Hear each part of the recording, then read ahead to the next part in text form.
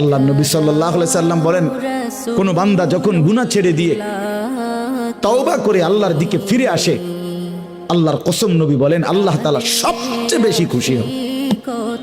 আশাদ্দু ফারাহান, আল্লাহ তাআলা সবচেয়ে বেশি খুশি হয় কখন? বান্দা আল্লাহর দিকে ফিরে আসে যখন। বিতাওবাতি আবদিহি, বান্দা যখন আল্লাহর দিকে ফিরে আসে আল্লাহ তাআলা ভীষণ খুশি হয়। গুনার নাফরমানের জিন্দেগি ছেড়ে দিয়ে আল্লাহর দিকে যখন ফিরে আসে, আল্লাহ তাআলা তখন 7 আসমান সাজিয়ে দেয়। ফেরেশতাদেরকে বলে, আসমান সাজিয়ে দাও, জান্নাত সাজিয়ে দাও।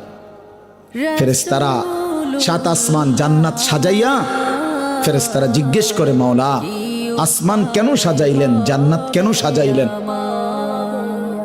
তো আল্লাহ তাআলা বলে, আসলাহাল আবদু মাওলাহু, শোনো, আজ এক গোলাম যে তার মনিবকে ছেড়ে চলে গেছিল অনেক দিন, আজ সেই ভেগে যাওয়া গোলাম তার মনিবের সাথে সম্পর্ক ঠিক করে ফেলছে।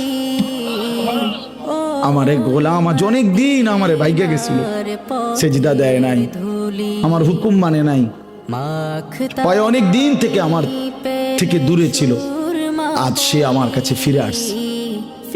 আমার গোলাম আমার কাছে ফিরে এসেছে, এই খুশিতে আমি আসমান সাজিয়ে দিলাম, জান্নাত সাজিয়ে দিলাম।